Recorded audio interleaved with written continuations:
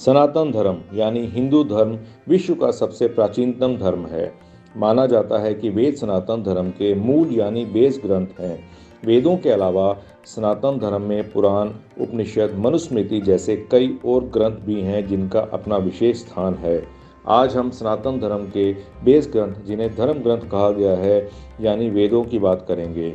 दोस्तों, आप सबको मेरा नमस्कार। मेरा नाम हेमंत शर्मा है और इस ऑडियो के ज़रिए मेरा ये एक छोटा सा प्रयास है कि हमारे सनातन धर्म के ग्रंथों की हमारी आज की युवा पीढ़ी को बहुत ही इजी भाषा एवं शब्दों में जानकारी दे सकूं।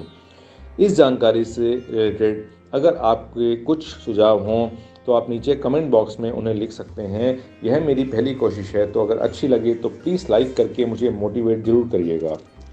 दोस्तों, आज के समय में हमारा समाज बहुत ज़्यादा बिजी है। अधिकतर हिंदू भाई बहनों के पास अपने ही धर्म ग्रंथों को पढ़ने का समय नहीं है।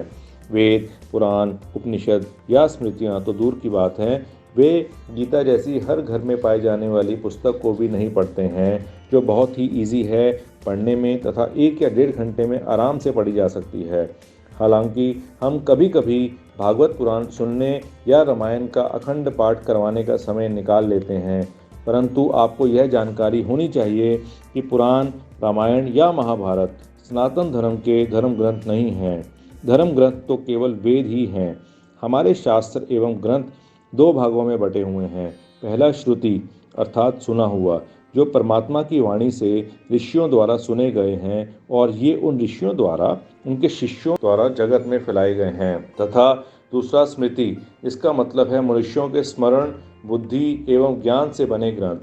श्रुति के अंतर्गत वेद आते हैं और स्मृति में वेदों की व्याख्या यानी एक्सप्लेनेशन, जिसमें पुराण, महाभारत, रामायण, गीता आदि आते हैं। जैसे मैंने बताया कि सनातन धर्म में धर्म ग्रंथ वेद हैं, उसी तरह वेदों का सार यानी समरी उपनिषद है और उपनिषद की समरी गीता में दी गई है। वेद हमारे सबसे प्राचीनतम ग्रंथ हैं। वेद शब्द का ओरिजिन संस्कृत के विद शब्द से हुआ है।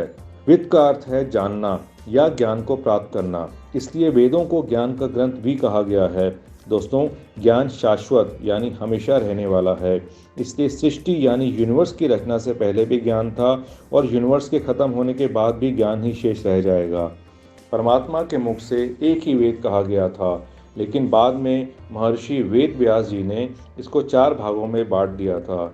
ये 4 वेद इस प्रकार से हैं: ऋग्वेद, यजुर्वेद, सामवेद तथा अथर्ववेद। ये चारों वेद ही सनातन धर्म के आधार स्तंभ यानी बेस पिलर्स हैं। ऋग्वेद का आयुर्वेद, यजुर्वेद का धनुर्वेद, सामवेद का गंधर्व वेद और अथर्ववेद का शिल्प वेद, ये चारों वेदों के उपवेद हैं। जिसको सरल भाषा में कहें तो ये वो 4 नॉलेज हैं जो वेदों से निकाली गई हैं और उन्हें उपवेद कहा गया है। आयुर्वेद को ऋग्वेद से भगवान धन्वंतरी, जिन्हें गॉड ऑफ मेडिसिन भी कहा जाता है, उन्होंने निकाला था। धनुर्वेद को यजुर्वेद से महर्षि विश्वामित्र जी ने निकाला था। गंधर्व वेद को सामवेद से भरत मुनि ने निकाला था तथा शिल्प वेद को अथर्ववेद से विश्वकर्मा जी ने निकाला था। दोस्तों, वेदों में ब्रह्म यानी ईश्वर, गॉड, ब्रह्मांड यानी यूनिवर्स, ज्योतिष यानी एस्ट्रोलॉजी, गणित यानी मैथमेटिक्स, रसायन यानी केमिस्ट्री, औषधि यानी मेडिसिन्स, प्रकृति यानी नेचर, खगोल यानी एस्ट्रोनॉमी, भूगोल यानी ज्योग्राफी, धार्मिक नियम यानी रिलीजियस रूल्स, इतिहास यानी हिस्ट्री, संस्कार यानी रिचुअल तथा रीति रिवाज यानी कस्टम एंड ट्रेडिशंस आदि लगभग सभी विषयों से जुड़ा ज्ञान भरा हुआ है। वेदों में अनिष्ट यानी कुछ भी बुरा या गलत होने से बचने के सभी उपाय तथा जो इच्छा हो उसके हिसाब से उसे पाने के सभी तरीके और उपाय दिए गए हैं। लेकिन जिस तरह से हर बड़े काम को करने में बहुत मेहनत करनी पड़ती है, उसी तरह से इन रत्न रूपी वेदों को बहुत डीप स्टडी करके ही इसमें लिखे ज्ञान को हम प्राप्त कर सकते हैं। तो दोस्तों, ये कहना गलत नहीं है कि हमारा सनातन धर्म और संस्कृति पूर्ण रूप से वैज्ञानिक एवं वास्तविक यानी रियल है। हर इंसान को अपने जीवन में एक बार इसे जरूर पढ़ना चाहिए और इसमें लिखे ज्ञान को अर्जित यानी एक्वायर करके अपना जीवन सफल बनाना चाहिए। दोस्तों, आज के लिए बस इतना ही। आशा करता हूँ कि मेरी ये प्रथम प्रयास आपको पसंद आया होगा। अपनी अगली ऑडियो में मैं आपको चारों वेदों की संक्षिप्त यानी ब्रीफ डिटेल्स बताऊंगा। तब तक के लिए मेरा नमस्कार।